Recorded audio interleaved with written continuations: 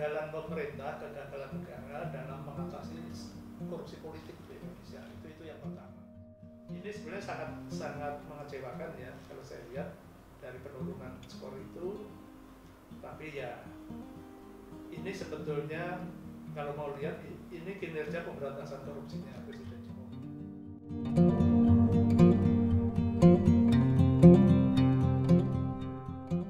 Halo teman-teman semua, bertemu kembali di kanal YouTube Transparency International Indonesia dalam segmen Ngopi Sore. Ngobrol santai soal korupsi sore-sore. Di edisi spesial Hari Anti Korupsi ini kita kedatangan tamu spesial loh. Beliau merupakan salah satu senior aktivis anti korupsi di Indonesia dan juga pernah menjabat sebagai Sekjen TI Indonesia untuk periode 2013 hingga 2020. Beliau akrab dipanggil Mas dalam kesehariannya. Kita sambut Mas Dadan. Mas Dadan, sore. apa kabar Mas Dadan? Masih sudah diundang. Oke, Mas Dadan. Ngopi. Sehat Mas ya? Alhamdulillah sehat ya. Oh iya. Mas Dadan, kita pengen ngobrol-ngobrol sebentar nih soal dalam rangka Akordia Hari Anti Korupsi Sedunia ini kita pengen merefleksikan sedikit tentang bagaimana isu-isu pemberantasan korupsi, bagaimana soal penegakan hukumnya. Nah, Mas Dadan kalau melihat dari skor Corruption Perception Index 2020 yang kan skor CPI Indonesia itu turun Mas. Ya. Dari tahun sebelumnya 2019 itu skornya 40, kemudian sekarang itu kan di 2020 turun menjadi 37. Bahkan secara peringkat pun dari 85 di tahun 2019 kemudian turun menjadi 110 dari 180 negara gitu ya Mas ya. Nah, kira-kira bagaimana sih Mas refleksi menurut Mas Dadang dari menurunnya skor CPI Indonesia itu dihubungkan dengan situasi pemberantasan korupsi dalam konteks hari ini? Ya, menarik ini ya. Di saat kita sedang memperingati Hari Anti Korupsi Sedunia, ini penting untuk merefleksikan perjalanan kita 1 tahun atau 2 tahun bahkan terakhir ini. Ini apa yang kita saksikan di kemerosotan skor CPI Indonesia tahun 2020 itu sebetulnya kita udah duga ya. Kita udah duga ketika tahun 2019, 2020 awal gitu ya. Angka itu sebetulnya mencerminkan satu kemerosotan yang signifikan terhadap problem-problem ini kegagalan pemerintah, kegagalan negara dalam mengatasi korupsi politik di Indonesia. Itu yang pertama. Korupsi politik itu apa? Korupsi politik itu korupsi yang dilakukan oleh para pejabat publik yang dipilih oleh rakyat. Mulai dari DPRD, DPR, gitu ya, kepala-kepala daerah. Ini masih ada terus ya, kasusnya dan sangat signifikan terjadi di tahun 2020. Nah, itu satu. Yang kedua, kita ada kenaikan sedikit sebetulnya di indeks Justice Project. Ini indeks yang mengukur tentang sektor hukum ya. Tetapi itu kenaikannya cuma 2 poin gitu ya. Sangat tidak mampu mendongkrak kemerosotan yang lain. Jadi dari kan CPI Indonesia itu ada 9 survei pendukung. 5-nya merosot gitu ya, dan yang 3 stagnan, yang 1 naik. Jadi cuma 1 yang naik gitu ya. Jadi problem korupsi politik di Indonesia sangat serius dan kita sebetulnya belum melihat tanda-tanda pemerintah atau bahkan DPR juga untuk mengambil langkah-langkah yang signifikan terhadap problem ini. Ya. Apa misalnya? Problem konflik kepentingan hubungan antara dunia bisnis dan dunia politik. Hubungan antara politisi dan pebisnis itu nggak pernah diatur, nggak pernah diurus gitu ya, sehingga lama-lama yang kita khawatirkan nanti korporasi-korporasi ini mengambil alih agenda-agenda negara melalui politisi yang korup ini, yang disuap gitu ya. yang menerima hadiah, yang disuap, yang berkonflik kepentingan gitu. Nah, di dalam korupsi politik itu, kemudian juga di dalam problem di sektor penegakan hukum yang cuma naik 2 poin itu, saya kira publik juga harus tahu bahwa pemerosotan CPI kita di tahun 2020 itu ada kontribusi terhadap perlakuan pemerintah dan DPR ya terhadap KPK. Oke. Ya. Ada revisi undang-undang KPK itu nggak bisa dilupakan. Ya. Karena kita tahu persis ya peran KPK selama ini itu banyak mengurusi menyasar korupsi politik itu. Nah, kalau KPK-nya melalui revisi itu dilemahkan, maka ini para pengusaha juga sebetulnya ragu ini. Ya. Pengusaha-pengusaha bersih pasti akan ketakutan dengan lemahnya KPK ini karena pesaingnya yang jahat-jahat yang korup itu, pesaing pebisnis korup itu sekarang mendapat ruang yang lebih luas.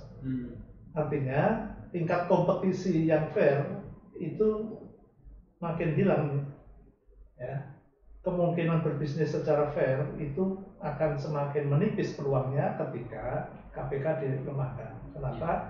Karena KPK selama ini yang menyasar pebisnis yang korup itu. Kita lihat dalam berbagai kasus OTT gitu ya, itu kan pasti ada pebisnis dan pejabat publik, bisa DPR, bisa kepala daerah, bisa level menteri gitu. Itu bahwa pelemahan KPK sudah terjadi. Dan ini reaksi sebetulnya CPI ini bentuk ketidakpercayaan dunia usaha terhadap Indonesia. Serius nggak sih memberantas korupsi di Indonesia? Betul. Karena CPI ini respondennya pengusaha. Saya menyebutnya berkali-kali merosotnya CPI Indonesia tahun 2020 ini sebetulnya semacam mosi tidak percaya dunia usaha pada Indonesia. Oke, jadi bisa dibilang merosotnya skor CPI ini mosi tidak percaya pengusaha terhadap pemberantasan korupsi. Upaya pemberantasan korupsi di Indonesia. Itu ya. Kemudian faktor yang lain juga yang bersamaan dengan merosotnya CPI ini sebenarnya kita sudah ingatkan 3-4 tahun yang lalu ya, ketika kita meluncurkan skor CPI ini tahun 2018-2017. Di waktu itu kita sudah melihat tanda-tanda apa yang kita sebut ini melemahnya jaminan perlindungan negara terhadap kebebasan berekspresi, kualitas demokrasi yang menurun, gitu ya. Itu juga sangat berpengaruh karena korupsi itu sebetulnya kan problem ketimpangan kekuasaan. Kalau masyarakat yang akan mengontrol jalannya pemerintahan itu tidak diberi ruang yang cukup, tidak diberi jaminan keamanan, dan bahkan dibiarkan dikriminalisasi begitu, maka orang juga melihat bahwa ini orang masyarakat mau berpartisipasi dalam pemberantasan korupsi malah tidak punya kesempatan. Artinya apa? Artinya ya itu tadi, itu sama fenomenanya dengan KPK yang diperlemah. Nah, masyarakat sipil yang dilemah, KPK yang dilemahkan juga, ini indikasi bahwa korupsi sekarang mendapatkan ruang yang lebih besar. Ya, bukan anti korupsinya yang lebih besar. Justru korupsinya yang diberi ruang lebih besar. Itulah kenapa tadi saya bilang dunia usaha menyampaikan mosi tidak percayanya itu melalui skor CPI ini. Itu. Terus kalau dari sisi penegakan hukumnya gimana? Nah, jadi begini, kembali masuknya dari KPK nih ya. Karena dulu ketika KPK dibentuk, salah satu alasan pentingnya mengapa perlu KPK Indonesia itu karena penegak hukum yang lain di kepolisian, kejaksaan itu tidak optimal dalam pemberantasan korupsinya, terutama di bidang penegakan hukum. Ya, karena dua lembaga ini juga punya problem sendiri di aspek integritasnya, gitu ya. Oleh karena itu dibentuklah KPK. KPK salah satu tugasnya adalah memperbaiki lembaga ini nih, dua ini. Men-trigger agar dua lembaga ini ikut terlibat aktif dalam pemberantasan korupsi dan juga membersihkan dirinya sendiri. Nah sekarang triggernya nggak ada ini. Fingernya nggak ada gitu ya. Istilahnya Artinya, sudah diamputasi gitu iya, Mas ya. ada tapi lemah gitu. Ada tapi lemah. Bagaimana? Jadi itu tadi, ini makin memperlebar lagi, ruang gerak korupsinya makin, peluang korupsinya makin besar, gitu ya. Karena penegakan hukum lemah. Ya kalau penegakan hukum lemah, penjahatnya yang kuat. Di mana-mana begitu kan. Betul. Jadi ya ini sebenarnya sangat mengecewakan ya kalau saya lihat dari penurunan skor itu. Tapi ya ini sebetulnya kalau mau lihat ini kinerja pemberantasan korupsinya Presiden Jokowi. Kalau mau mengukur secara fair ya di sini CPI. Jadi apa namanya? Jadi bilang di era ini korupsi dipermudah dan diberi ruang yang swasta gitu luas daripada ruang bagi KPK maupun bagi masyarakat sipil untuk mengontrol. Ibarat satu rumah itu kucingnya dikandangin, tikusnya dibiarkan berkeliaran gitu, jadi dia bisa kemana-mana gitu Mas ya. Oke. Baik, nah Mas, ini kan mulai dari Maret 2020 itu kan Indonesia pandemi gitu ya. Udah hampir 2 tahun malahan kalau sampai dengan Maret 2002 nanti. Kemudian kalau kita melihat kan banyak tuh terjadi istilahnya penyelewengan gitu ya dalam sisi penanganan pandemi ini. Kita sebut nama saja, misalnya mantan Menteri Sosial Juliari Batubara gitu ya, menjadi tersangka korupsi penyaluran bansos. Apakah itu mempengaruhi dari skor CPI itu? Jadi begini, saya melihatnya begini. Indonesia itu korupsi itu kan problem lama ya, sudah puluhan tahun gitu di Indonesia dan mengakar. Kemudian itu satu fenomena yang panjang gitu. Sementara ada fenomena baru yang namanya pandemi, ya. Nah, saya melihat korupsi itu hubungannya ya dengan pandemi. Korupsi itu seperti komorbid. Komorbid ya terhadap pandemi. Kenapa begitu? Ya ini penyakit bawaan ya korupsi ini. Ya, yang dari dulu sudah ada. Penyakit bawaan masuk dalam situasi baru pandemi.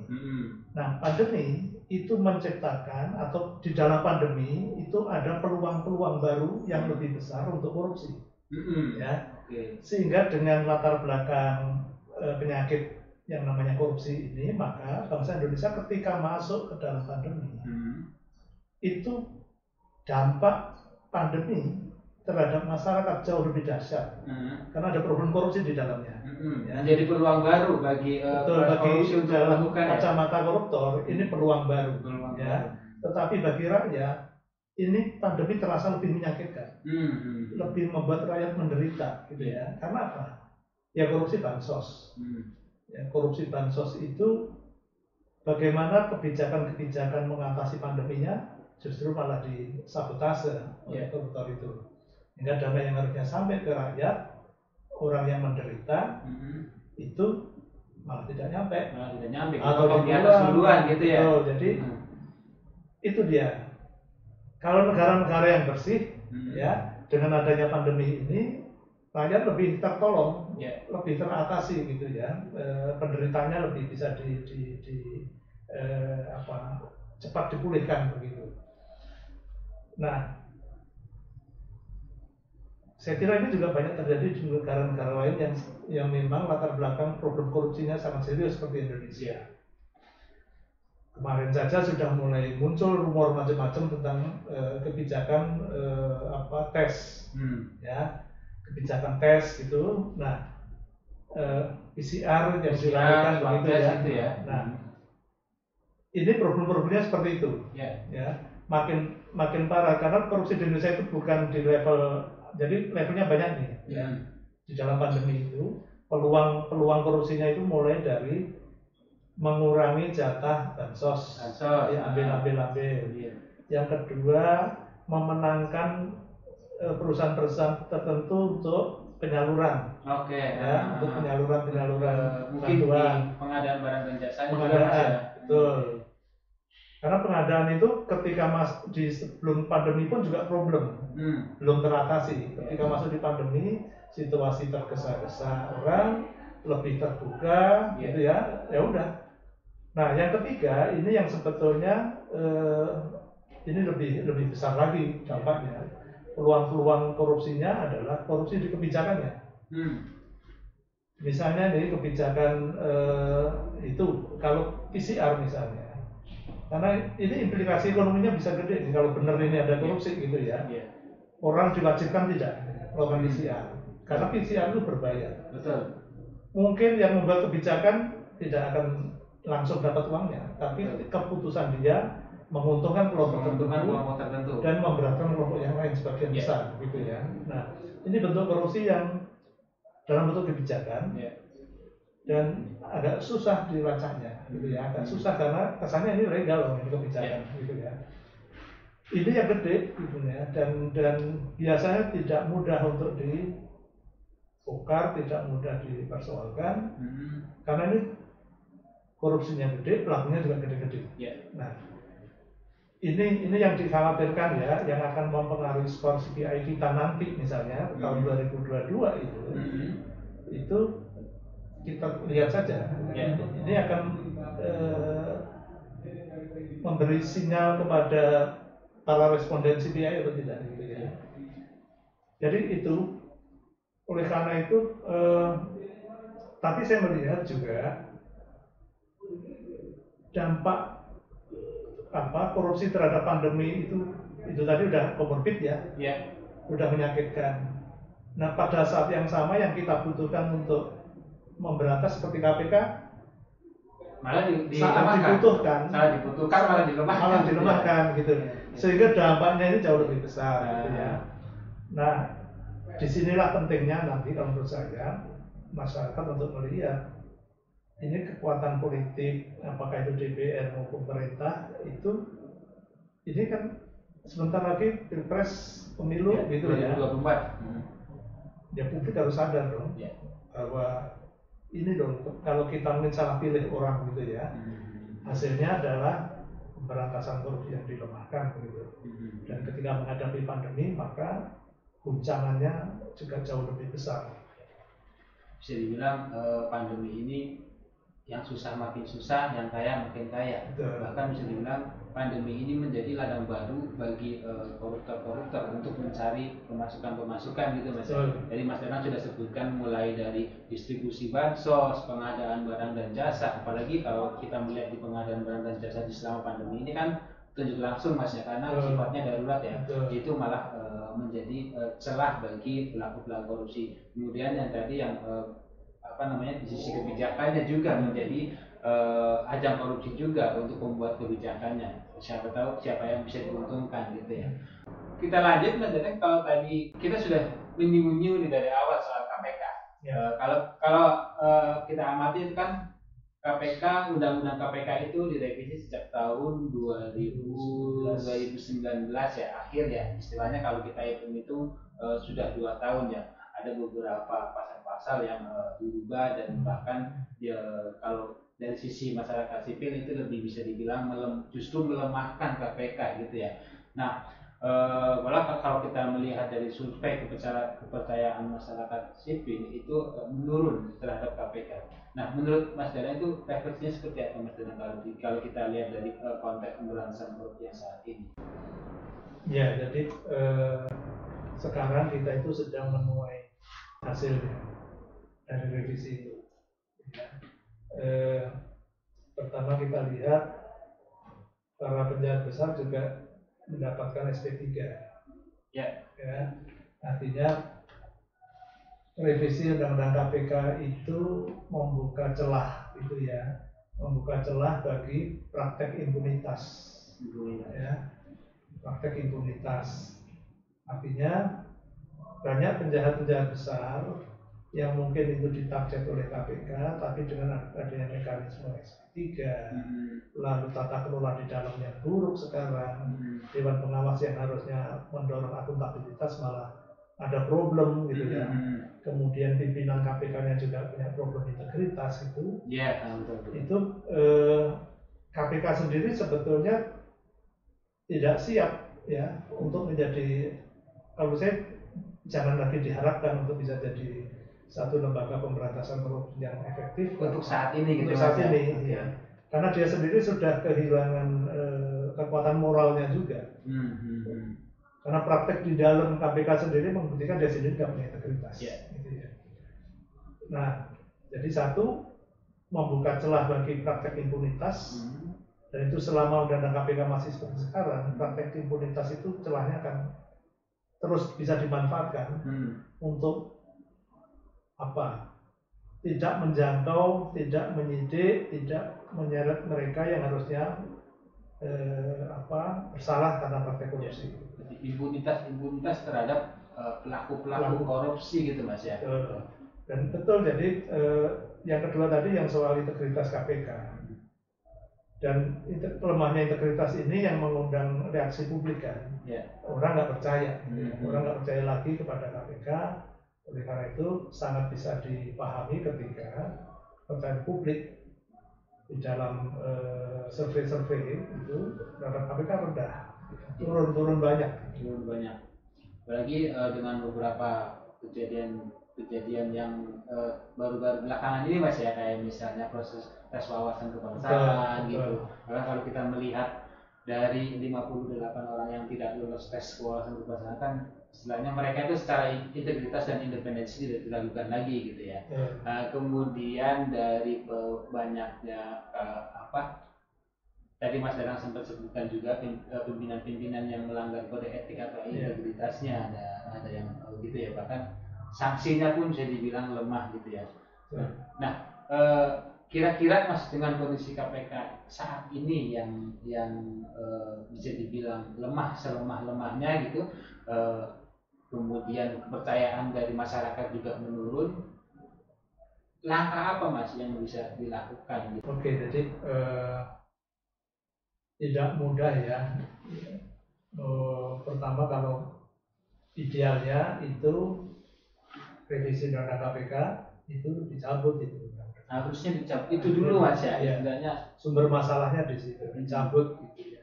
Sehingga bisa memulai lagi seperti awal gitu. Kalau tinggi kita harusnya ya, masyarakat sipil harusnya mau tetap meminta revisi undang-undang KPK ini dicabut dan dikembalikan ke undang-undang yang lama. Atau kalau mau bahkan diperkuat gitu ya. Padahal di awal-awal kita ketika revisi itu belum diberlakukan, kita masyarakat sipil sudah jelas-jelas menolak Mas ya. Betul. Jadi ini kan yang melemahkan ini kan sistem politik kita ya, DPR dan pemerintah, terutama di presiden.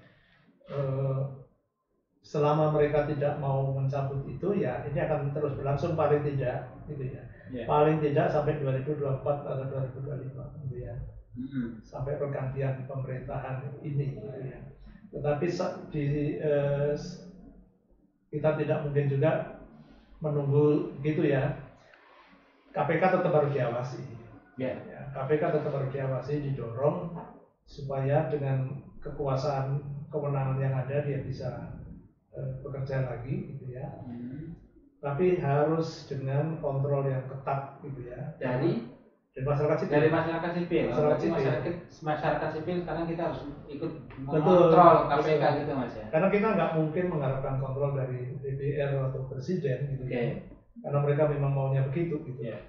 Jadi masyarakat nggak ada pilihan, media maupun masyarakat sipil pertama mengontrol KPK dan memastikan mereka bekerja dengan benar gitu. Karena mereka sudah menggunakan uang kita untuk kerja gitu ya, untuk gaji mereka juga. Di samping itu saya kira juga mendorong reformasi yang lebih murni dan lebih kuat begitu di kepolisian maupun kejaksaan. Karena kalau tidak nanti kita akan punya tiga-tiganya tidak efektif gitu ya. Kejaksaan saya kira udah mulai kelihatan gitu ya, menangani kasus itu, lalu kepolisian gitu.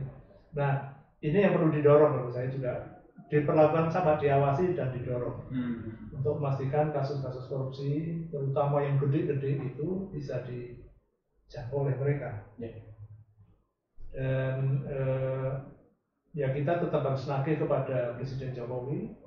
Kalau kamu melemahkan KPK, tapi kalau tidak mendorong reformasi di kejaksaan dan kepolisian, ya berarti ya betul-betul memang tidak ingin memberantas korupsi.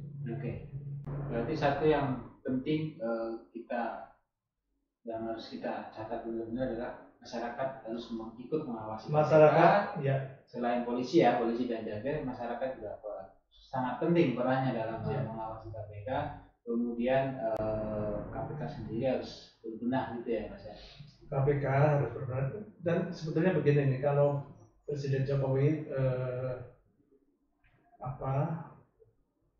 ingin menunjukkan komitmen pemberantasan korupsinya, itu tadi ya, cabut revisi. Yang kedua, dukung reformasi di kepolisian dan kejaksaan. Ya. Tentu juga KPK. Itu yang penting, dan masyarakat juga bukan hanya mendorong mengawasi lembaga-lembaga di bawah presiden, tapi juga tetap harus mendesak presiden untuk mengambil langkah-langkah politik yang tadi, cabut undang-undang KPK yang baru, lalu dorong reformasi lembaga-lembaga hukum. Oke, cabut undang-undang KPK yang baru, kemudian reformasi di lembaga penegakan hukum. Itu yang perlu kita catat. Oke Mas, dari tadi kita sudah mention soal komitmen Presiden Jokowi gitu ya. Nah, ini kan hari anti korupsi Mas, 9 Desember 2021 ya. Kemarin kan Pak Presiden menyampaikan pidatonya di dalam hari anti korupsi di KPK Mas. Ada beberapa poin yang kami catat dari pidato beliau.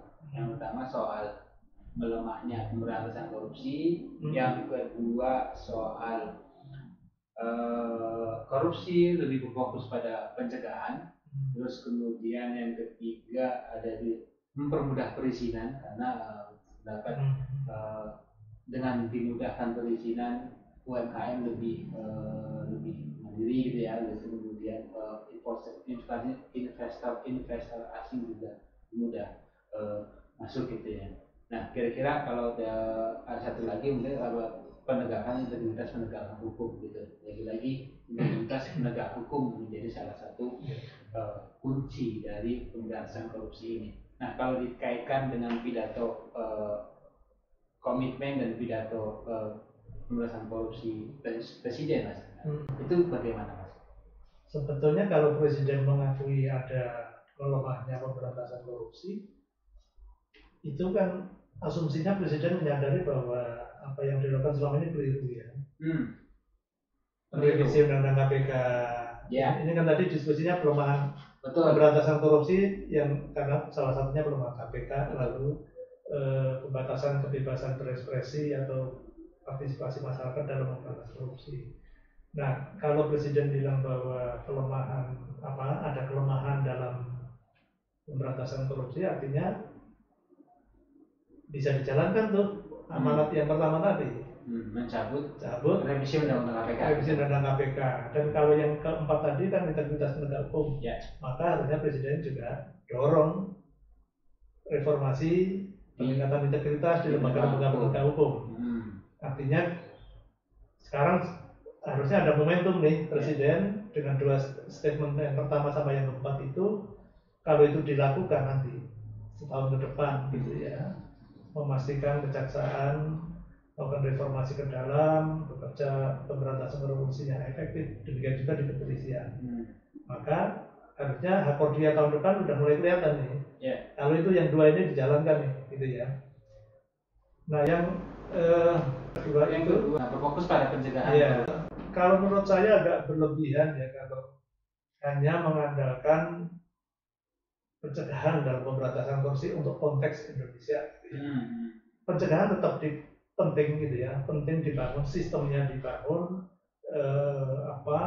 paradigma masyarakat, birokrat itu juga dibangun. Pembenahan di dunia bisnis juga, integritas bisnis itu penting. Tetapi itu tidak akan ada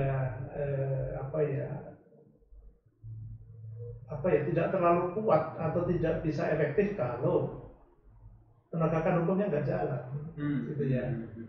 Karena orang merasa ya ngapain saya mau berbenah, begini saja nggak apa-apa, nyuap aman-aman saja, gitu ya. Kalau saya berbisnis dengan suap lebih untung kok, gitu. Nah, Jadi itu harus satu paket.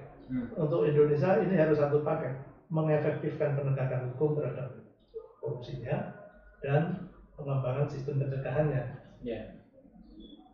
Kalau cuma mengandalkan itu, saya kira itu hanya banyak formalitas nanti. Orang baca fakta integritas saja, ada sistem laporan gratifikasi. Ya semuanya akan jadi kesan artifisial saja, seolah-olah begitu. Karena kita udah lama ini ya, upaya pencegahan korupsi ini udah banyak dibangun dalam. Dan tidak gini, maksudnya banyak juga hasilnya cuma formalitas saja, formalitas gitu ya. Karena laporan-laporannya juga cuma sekedar ada ini, ada ini. Istilahnya hanya sekedar menggugurkan kewajiban. Betul, jadi hanya checklist saja, ini sudah gitu. Jadi tetap penting untuk penegakan hukum di Indonesia itu konteksnya wajib dan wajib gitulah ya. Tidak bisa memilih saya hanya pencegahan saja nggak bisa. Jadi harus satu paket untuk pemberantasan dan penegakan hukum dan pencegahan itu satu paket. Karena banyak orang bilang juga penegakan hukum yang efektif itu juga punya efek kepencegahan gitu. Biar tidak terjadi, karena kan korupsi itu kan supply dan demand gitu. Nah, yang ketiga yang terkait dengan perizinan ya, kan memang sekarang sudah ada OSS ya. Itu menurut saya itu perlu diapresiasi ya, karena itu memotong banyak peluang korupsi. Tetapi sebetulnya online sistem ini ya dia punya dampak terhadap menutup ruang-ruang korupsi gitu ya. Tetapi sebenarnya yang ditutup itu korupsi yang kecil-kecil sebetulnya. Korupsi kecil-kecil. Petty corruption gitu Mas ya. Petty corruption. Jadi korupsi yang tadi saya sebut di awal, political corruption menjadi problem utama kita. Itu nggak akan selesai dengan OSS itu. Nggak selesai karena dia pembenahannya ada di level yang atas, di level politiknya, pembenahan partainya, pembenahan di DPR-nya, pengawasan di DPR-nya, gitu ya. Lalu pengaturan donasi politik dari swasta kepada politisi itu harus diatur dengan ketat gitu dan dipastikan itu berjalan dengan efektif. Kalau lubang-lubang ini belum dibenahi, pembenahan di sistem perizinan itu hanya akan berdampak pada mungkin menutup akses terhadap korupsi yang kecil-kecil itu tadi. Jadi Mas, yang terakhir Mas, tapi tidak kalah penting Mas, last but not least gitu ya. Yang pertama, bagaimana sih arah gerakan anti korupsi di Indonesia? Arah idealnya kalau menurut saya, karena korupsi kita itu sangat institusional gitu ya, melembaga, sistemik begitu, maka harus ada perombakan di tingkat institusi, reformasi yang lebih efektif, terutama di lembaga penegak hukum. Yang kedua, pembenahan di lembaga-lembaga yang terkait dengan layanan publiknya harus dibenahi dengan serius. Yang ketiga, pembenahan di lembaga-lembaga politiknya, ya, lembaga politik yang saya sebut tadi.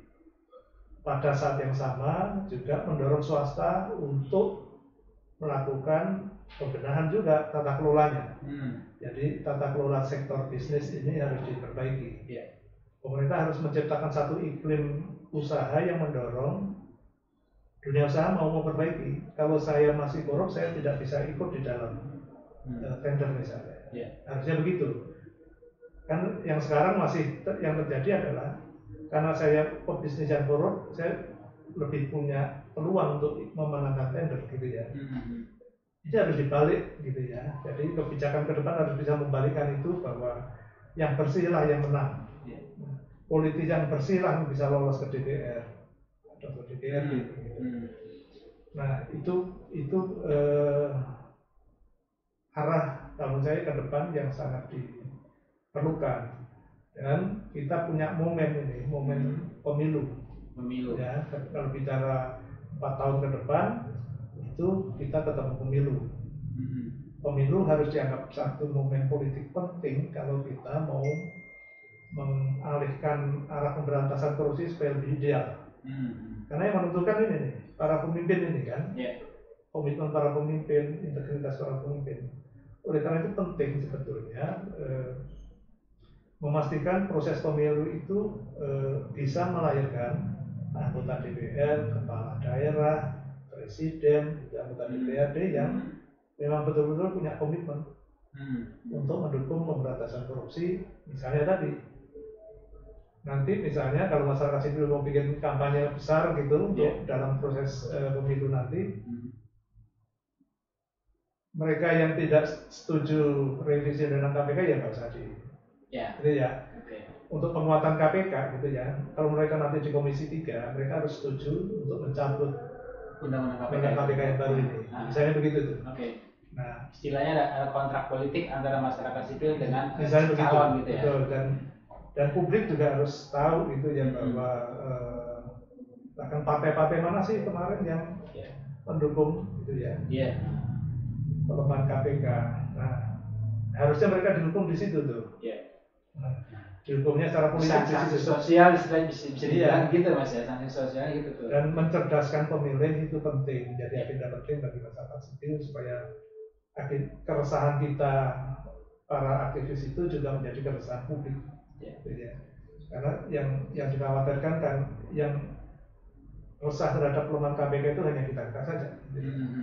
Ini harusnya menjadi keresahan publik, dan ketika masuk ke bilik-bilik pencoblosan surat suara, mereka sudah sadar orang ini siapa, orang ini akan setuju pemberantasan korupsi atau tidak. Gitu kan. Baik Mas Dadan, udah nggak kerasa kita udah ngobrol hampir 30 menitan Mas. Kita sudah ngobrol panjang lebar dari mulai revisi undang-undang KPK, kemudian menurunnya skor CPI di tahun 2020, yang mana di tahun 2020 ini juga banyak terjadi kasus korupsi. Mungkin itu bisa mempengaruhi nanti penilaian CPI di tahun 2021 ini gitu Mas ya. Nah, sekali lagi terima kasih Mas Dadang atas waktu dan kesempatannya untuk bisa berdiskusi di Ngopi Sore kali ini. Terima kasih juga sudah diundang di acara Ngopi Sore ini. Ini acara sangat penting dan kayaknya harus terus ditonton. Baik, terima kasih Mas Dadang. Teman-teman, itulah sedikit diskusi kita dengan Mas Dadang selaku senior aktivis anti korupsi dan juga pernah menjabat sebagai Sekretaris Jenderal Transparansi Internasional Indonesia periode 2013 hingga 2020.